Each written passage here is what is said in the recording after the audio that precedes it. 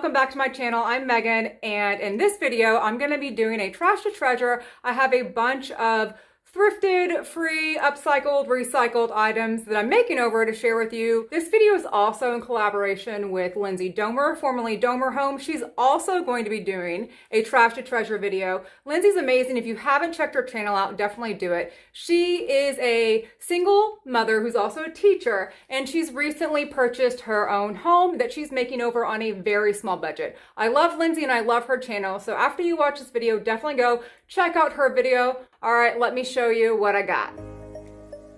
I picked up this headboard from a thrift store years ago. It was my daughter's bed and we painted it glittery gold. It was only $5 and I wanted to try something I've seen on Pinterest for years. So just taking a drill, take apart the headboard, and then taking a straight edge, measure out 2 straight-ish lines. It definitely was not perfect. Now, I don't have the power tools to cut this down, so I just used a handsaw. And it really wasn't that bad. I mean, I have this, fast speed, but start to finish, this one side of the bed was only 6 minutes before I edited it down. So, not too bad. Then using Rust-Oleum's Chalkboard spray paint. I love this stuff. You can find it at Home Depot or Walmart or Lowe's, I'm sure, or Amazon. Anyways, it's very inexpensive.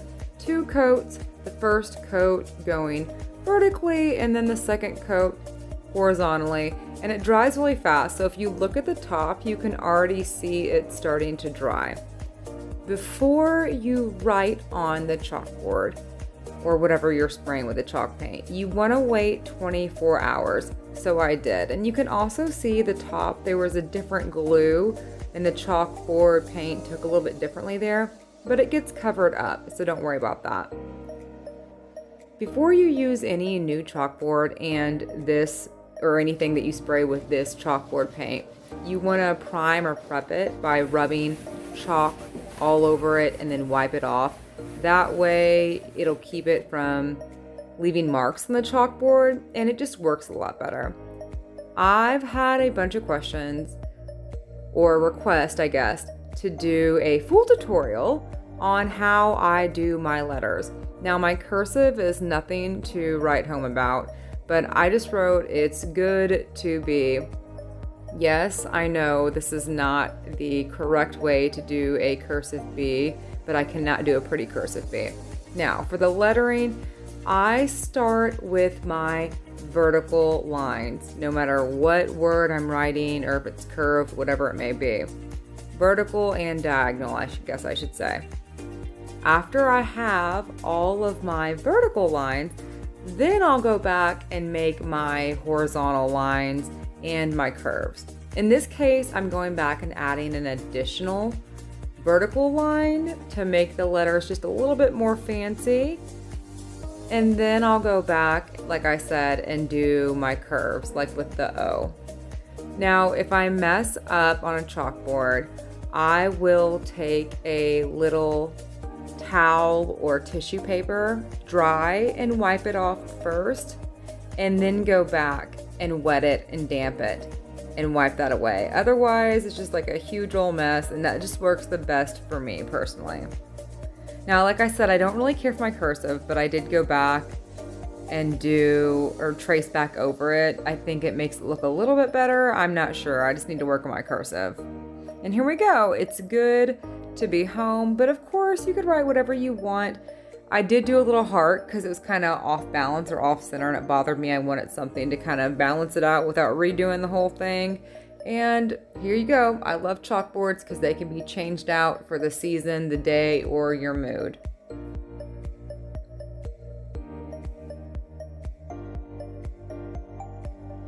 Next, I picked up this pink table, I guess. I don't know, plant stand maybe, at a yard sale for only $3.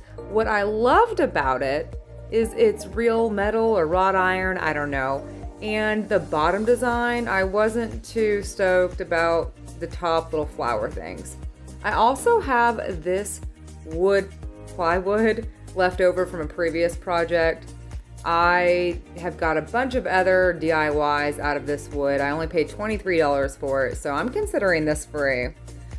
Flipped over the table, traced it out, and I was 100% prepared to use my handsaw to cut this down. But I saw my favorite neighbor, Mr. Keith, and I asked him to cut this down for me. And there's my husband to the left with the assistant, so thank you so much, Keith, for cutting this down. He's also the same neighbor that I got my free table from, dug in his trash. He was throwing a table away and I made a console. Anyways, thank you, Keith. Flipped the table over and then using this less than $1 black spray paint from Walmart. Spray all over the table, and this took a while because there were so many designs. I wanted to make sure I got every little nook and cranny.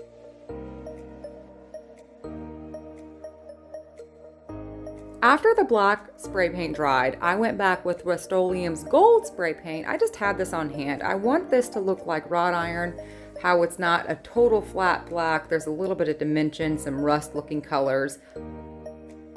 And I just dusted the table. I did not give full coverage at all, just barely dusting it. My goal was to make this look like wrought iron. And you know how wrought iron kind of has some gold, metallic copper looking parts. Here's what it looks like up close. It's still drying. I hope you can see the difference. It just wasn't a flat, bright, or dark black. It looks better in person than on camera. Then going back with nutmeg brown and burnt umber with a little bit of water, I'm just gonna mix the paints together. More burnt umber than nutmeg brown, but that's totally a preference. Mix it together and then paint all over my board. I'm doing it this way because I don't keep stain, like wood stain, on hand. I just don't use that often. And because I'm gonna be putting this table inside, this technique works just fine. After that dried, a little bit of screws, or a few screws, not a little bit of screws, but a few screws, screw my table to the top of my table. And that's it. This is done. I really do like the way this turned out.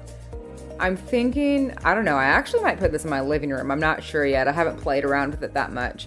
That, or I'm gonna put it in the guest room as a nightstand. Either way, I think this is super cute and I really like the way it turned out.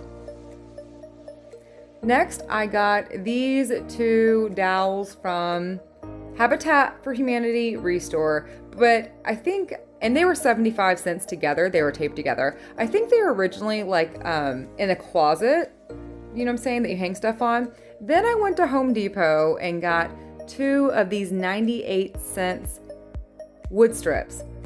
Now, to give you an idea, they are the same size as Dollar Tree's wood strips, except it's like 8 of them. Ignore me measuring. I was gonna try to measure out 7 feet, but the measuring tape was getting the best of me. So I just kind of marked off where I thought, or how high I thought I'd want my ladder to be. Now I do have a smaller little saw that can cut small pieces of wood like this. So I just cut my ladder down to about 7 feet. But I will say, if you don't have a power tool, these are really thin and can be easily cut with a handsaw. Marked my other wood to match my first piece of wood. And then I also measured down my round pieces of wood to 1 foot, or 12 inches, but you know what I'm saying. I ended up cutting the round wood into 5 different pieces, and just the same, using my first cut to mark down my following cuts. And these will be the horizontal part of my ladder.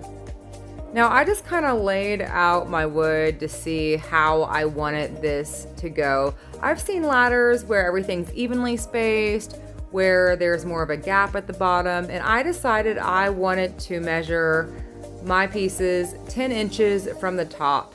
So every 10 inches, and then the bottom of my ladder would have a gap or a big space. All right, ignore the little circles I drew on, that did nothing. So just, that was stupid of me. This is my first time, y'all. So anyways, drill a hole into the round pieces of wood. This will be my horizontal pieces. And then just take some screws and screw it into the circles that I drew that were pointless. Once again, ignore the circles. I don't know what I was thinking, but like I said, this is my first time, all right?